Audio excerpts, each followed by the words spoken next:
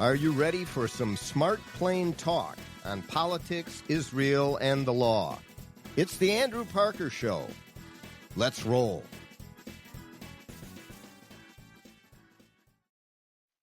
Hello and welcome to another episode of the Andrew Parker Show. Each episode, we talk politics, Israel, and the law. We're going to focus on this episode. What is it? It's 486 or something to that effect. We're going to focus on politics, and it will certainly, as it does in the United States Congress, affect the sole lone Jewish state in the entire world, the state of Israel, as the connection and relationship cannot be broken between the United States and the state of Israel, though many are trying to do so and continue to. There are 535 of our fellow citizens that go to the United States Senate and the House of Representatives and are able to cast a vote. That's it. 535 out of more than 335 million people. And so the decision as to who those 535 are, as to who those 435 members of the House of Representatives are, is absolutely critical. They carry with them that vote, and that vote can affect people's lives. It certainly does affect people's lives here in the United States, but also when the issues come before and when resolutions come before the House of Representatives regarding foreign policy, those votes are quite important as well. So today on the show, we are talking to Republican candidate for the state of Minnesota second congressional district, which is southern and eastern suburban area of Minneapolis and St. Paul, but the suburban area surrounding the southern and eastern communities. The district that Angie Craig has held for a while, but before that, you remember Jason Lewis held the seat of this second congressional district, and for many years it leaned Republican or was even strongly Republican. Today it is much more of a purple district, if you will, one that is somewhat of a swing district, and one that a Republican can certainly win, despite the fact that Angie Craig has held that seat now for a number of years, and she is running for the United States Senate. So that candidate for the second congressional district on the Republican side, Eric Pratt, joins us on the Andrew Parker Show. Thank you very much for being with us today, Senator Pratt. Well, thank you. I appreciate it. So Eric has been in the Minnesota Senate, since 2012 or thereabouts, Eric? Yeah. I ran in the 2012 election. I just finished my fourth term. I've served in the minority and the majority. Chaired the Education Policy Committee for 2 years, the Jobs and Economic Development Committee for 4 years, and I've been the Republican lead on the Finance Committee for the last 4 years. So it's been quite a ride. Quite a ride, and an important one. And the work that you have done in the Minnesota Senate, which is evenly divided, about as evenly as you can be divided, split leadership. I think is it one seat difference right now? That's exactly it. We have 67 senators, and we are 34 Democrats and 33 Republicans. We like to call ourselves 33 strong. Yeah, indeed. I just digression for a moment. You know, I mean, it's my show. I can digress when I wish. And the digression is I worked for the Republican Senate caucus back in the early 1980s. Yes, it is true. In the early 1980s, when there were maybe 20 Republican senators. I mean, it was a minority, small group. And we basically were led around by the nose by the leadership on the Democratic side, and we try to scream and holler. I remember as a legislative staffer, I drafted voting for Metropolitan Council members as opposed to having them appointed by the governor. And that has been a desire for Republicans for a long time. But it is nice to see a conservative policy in the Minnesota Senate, sometimes in the majority and sometimes in the minority, as opposed to being in the minority forever and ever and in the wilderness. And you have been a part of that, Senator Pratt, and we appreciate it. And now you want to move on to Congress. Let me just ask you, as it relates to the state of Minnesota and actions that you take if you do get to represent the 2nd Congressional District will affect the entire state and not just the 2nd District. Minnesota, as you will recall, and we talked about for a moment, was really a state that others only hoped they could meet the standards of.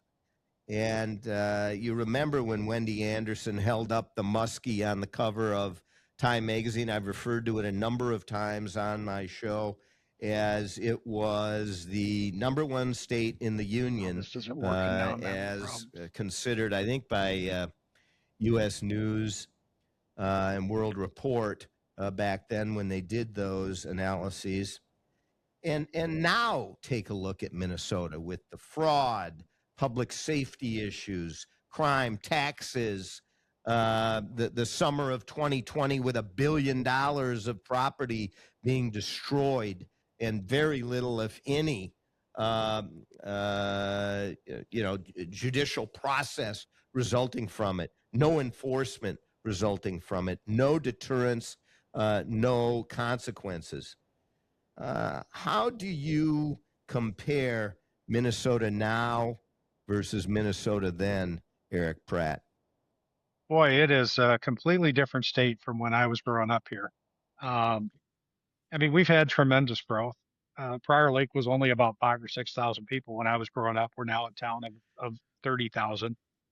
Um, but we had an innocence to us. We had a trust. Um, we did, we left our car doors open. We left our front doors unlocked. We just didn't, we weren't afraid of it. Now, um, things have changed. We've seemed to have more violence. We seem to be going through some of those growing pains, and it's kind of sad for some of us that remember the way it was. How does it well, how's crime in the 2nd Congressional District? I mean, how are people when you go around and talk to folks in Egan? This is the area that we're talking about.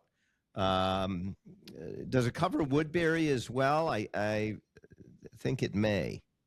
It covers all of Scott County, all of Dakota County, Yep. so Lakeville, Apple Valley, Egan, Rosemont, Hastings, all the way to the river, all of LaSure County, about half of Rice County, and then 2 precincts in Woodbury. And Okay, two precincts. overall, when I talk to people, we feel safe. We're a growing area because we have safe communities and good schools. And the reason we have safe communities and good schools is we've had good leadership over the years. And, I think what's kind of hard for some of us to recognize is that, the area was solidly Democrat when I was growing up. You said you worked in the Senate caucus back in the early '80s, and Bob Schmitz was our Yes. senator. Um, but so it's not a Republican or Democrat thing. It's just, um, but we're changing, right? We're seeing more progressive politics start to cross the river. Shakopee is very much a swing district like the second congressional district. And that House seat was decided by 14 votes. Wow. Um, but people move here because we have good schools, we have safe communities, we have friendly neighborhoods, and I'm hoping that we continue to attract people that will support those things. You don't believe it's been affected by crime leaching out from the cities of the first class, as they say, Minneapolis and St. Paul, to the suburbs. But what about? I mean, what are you hearing from folks in in the second regarding this fraud that has been reported and is being attacked by the U.S. Attorney's Office? In very lockstep fashion with the Justice Department and doing a great job of it, I think. Well, fraud is probably the number one issue I hear as I travel the district. And let's make no mistake about it. We had fraud down here in the second congressional district. Feeding Our Future was in Shakopee, one of the sites. We had people from Savage that were implicated, in Burnsville that were implicated in the scheme. So we're certainly not immune to that. Uh, but people are upset because the thing that they also understand is that they're struggling from paycheck to paycheck, right? I mean, our dollar doesn't seem to go as far as it used to. The inflation that we saw in the Biden era economic plan, it still has a lingering effect. Wages haven't fully caught up to what we saw. And so when they see their money, their hard-earned taxpayer money being wasted like that, they see it as an affordability issue as well. And I worked in banking for 30 years. One of the reasons I got into politics was that my old boss told me that bankers are problem solvers and we need more problem solvers in government. And one of the areas I ran was the fraud prevention team for two different banks.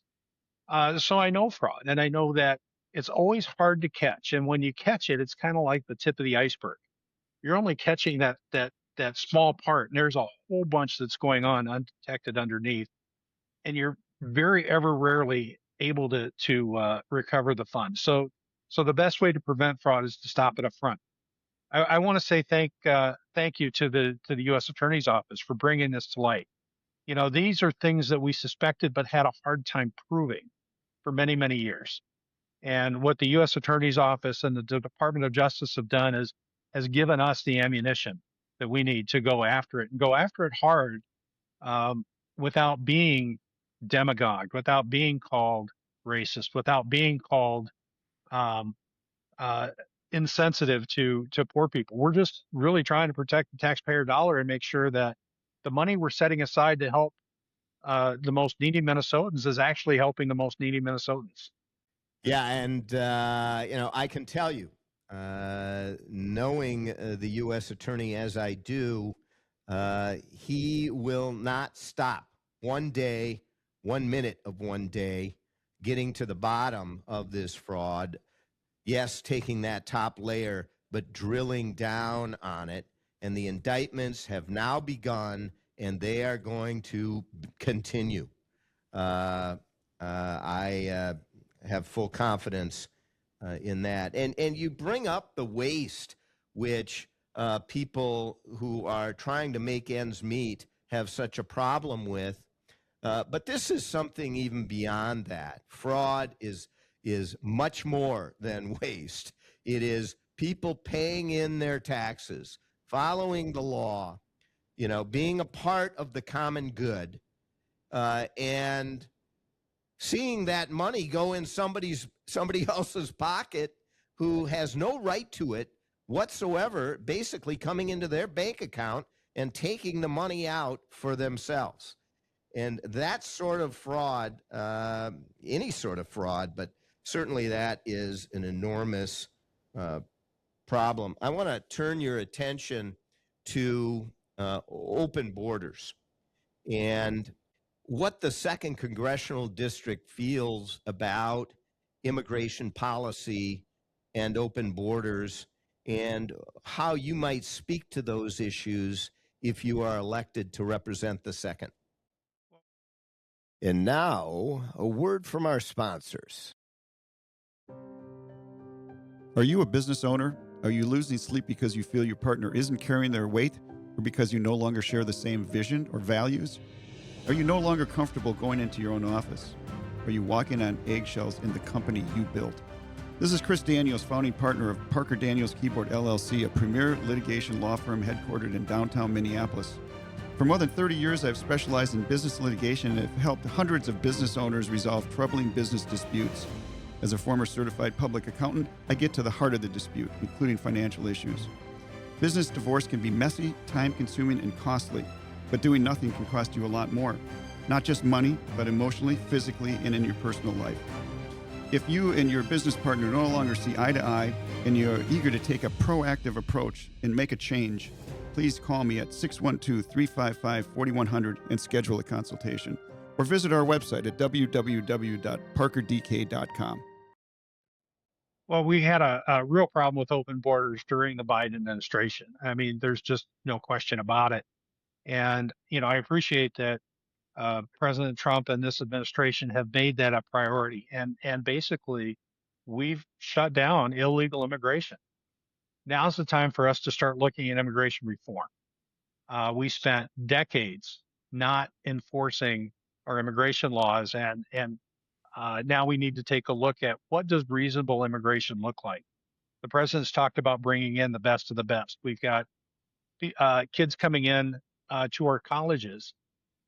We want to keep some of those here. We want to keep the best and the brightest here, not having them take their talents back to other countries necessarily. And as far as immigration enforcement, we are blessed with really great law enforcement officials in this state. Um, they're very professional. They are well trained. Um, but the people in the second want our law enforcement agencies working together. They want us to make sure that we've got peace and order in the streets, and not what we saw earlier in the year. And that's what I've been trying to accomplish, is to make sure that they're able to work together, so that everybody goes home safe. We're talking to Eric Pratt, Republican candidate for the second congressional district, and a problem solver, one who wants to bring people together to accommodate the issues of the day for the common good, something that we don't see in Congress all that much anymore. And as it relates to immigration reform, of course, there's enough blame to go around. Was it Donald Trump's fault for sending in immigration custom enforcement officers, or was it the liberal Democrat sanctuary state, sanctuary city policies that basically created a confrontation that one would hope would never happen, because federal and state authorities would work together to enforce the law? You can blame one, you can blame the other. Again, people yelling from the rooftops on both such issues. But Eric Pratt, again, Republican candidate for the second congressional district, looking to bring people together. I wanted to ask you, Eric, about your thoughts on something that you probably haven't dealt much with during your years in the Minnesota Senate, because it deals with foreign policy. But of course, it is a top issue today and this week, and that is Donald Trump's Iran deal. He complained and pounded the table about how awful the Obama Iran deal was. And I entirely, if you listen to the show at all, know that I entirely agree with him in that regard. It was a horrific, terrible deal. And I would argue led directly to the funding of Hamas and October 7, 2023, and all of the mutilation, heinous actions, and destruction and death that occurred on that day and following. So, what are your thoughts? I recognize you haven't seen what the deal actually is, but what are your thoughts on how Donald Trump has carried out the war footing effort in Iran and now what is said to be a peace plan? You should know that I view it as a plan for war, and it'll be in the future, but there's going to be war because he did not finish the job. You know, one of the things I appreciate that we've done is we've taken real steps to make sure Iran cannot have a nuclear weapon, and to me, that is one of the top issues. Um, if Iran were to get a nuclear weapon, they would be a clear and present danger to the United States and its citizens. It wouldn't be hard to have a dirty bomb. It wouldn't be hard to reach our allies and draw us into a war. So, um, in some ways, I think we've avoided near-term conflict. What that looks like in the future, I think we can all speculate, but um, at least in the immediacy, we seem to have disabled Iran's ability to produce a nuclear war. There's no doubt that they've been the number one sponsor of terrorism worldwide, and we need to, we've been on this 25-year war on terrorism, and we can't let our guard down. We must stay vigilant on ensuring that there is peace in the Middle East, and that we're stopping terrorism and keeping them active in the Middle East before they get to our shores. Yeah, and that is very important.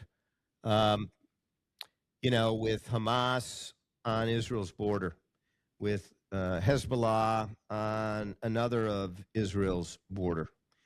And if Iran is allowed to continue to prop them up, there's not going to be peace in that region, and it can easily overflow to the United States once Iran rebuilds, because we all know they're not going to change their attitudes. They're not going to change their stripes of jihadist, Islamist, radical Islamist positions, and they're going to act on them. And so, it may take a while for them to get back on their footing, but we'll have to deal with them now or later. Let me ask you about the race in the 2nd Congressional District for a minute. It's an important race. It is one that has been identified by Republicans as a potential flip because it is an open seat with Angie Craig not running. Tell us a little bit about how it's stacking up thus far, a little bit about your opponent and why you should garner the votes of those in the 2nd rather than him. I'm your typical, suburban dad. Mm. I drive an SUV.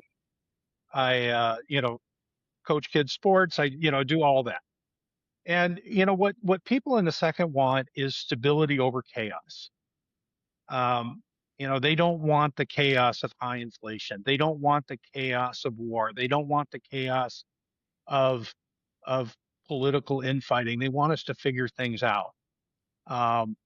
And one of the things that as a problem solver, I tried to do in the Minnesota Senate. Every bill I passed had bipartisan support, and I'm proud of that. Being able to work to solutions. We respect our law enforcement officers, as we talked about. We respect our safe communities. We respect our EMTs. We want our kids to have a great education. We want them to be able to play in the street and go to the park. Well, I mean, we've seen what that means. I mean, I've worked on making sure our schools have school resource officers. We had a problem back in the trifecta where 80 different school districts had to get rid of their school resource officers, making sure that they have the pensions that they need because they put in a long career and served our communities, and they deserve to retire with dignity, respect, and with the promises we made them. And just making sure that they have the resources that they need to do their job safely. You know, of course we want everybody in our communities to go home safe, but I always think about the spouse that kisses an officer goodbye and in the morning and wonders if they're going to come home in the afternoon. I want to make sure they come home safely to their families. And I've Yes. worked a lot with abises on the backside for It's so PTSD. important to support our law enforcement, our public safety members, our first responders who really protect and create our community security and safety, the feeling of that. Now, I believe the Democrats endorsed Matt Little to run in the second. Yeah, Matt Little got the endorsement. There's a 6-way primary going on on the DFL side.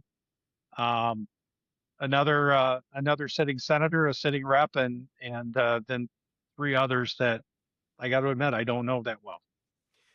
Well, what do you know about Matt Little? Is he strong on law enforcement, on immigration policy, on tackling fraud in the state of Minnesota?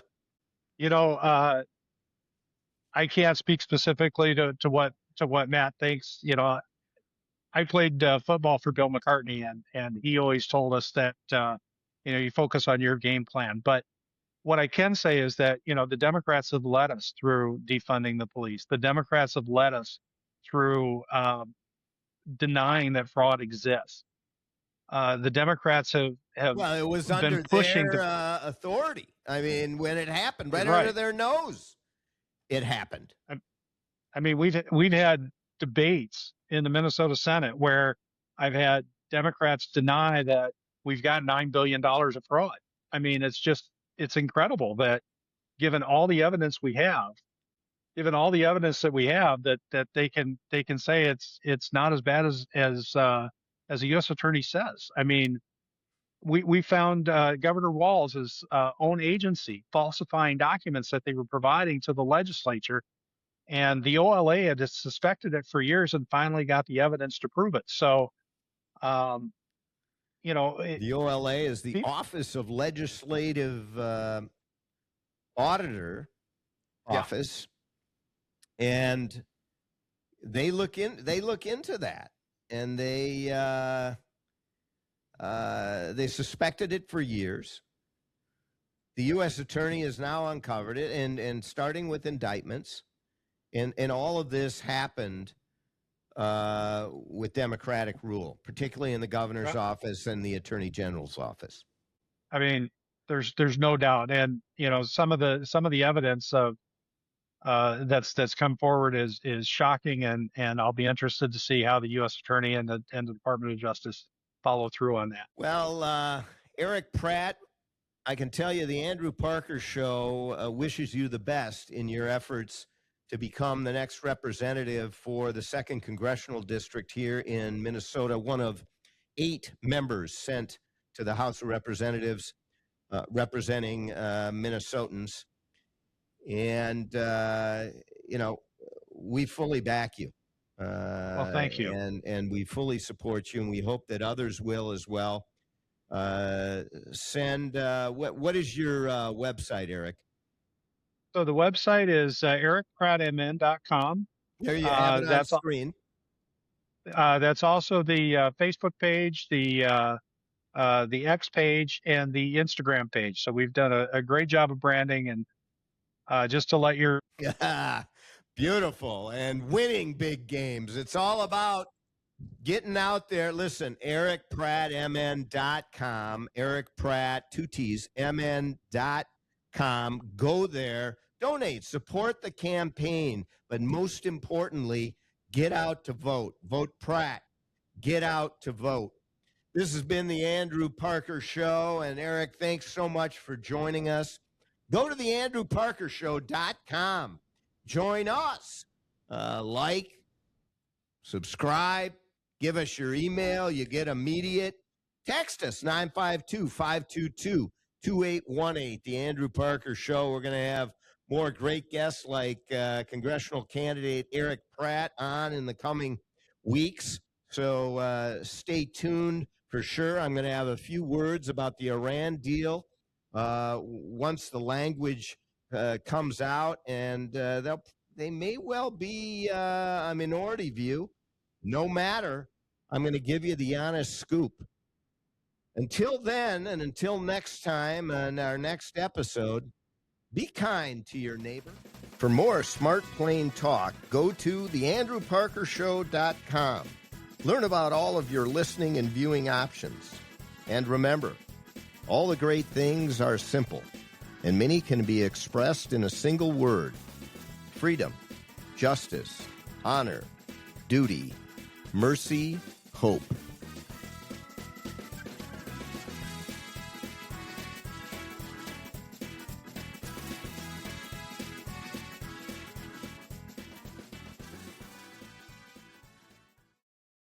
This episode of The Andrew Parker Show is sponsored by Parker Daniels Keyboard.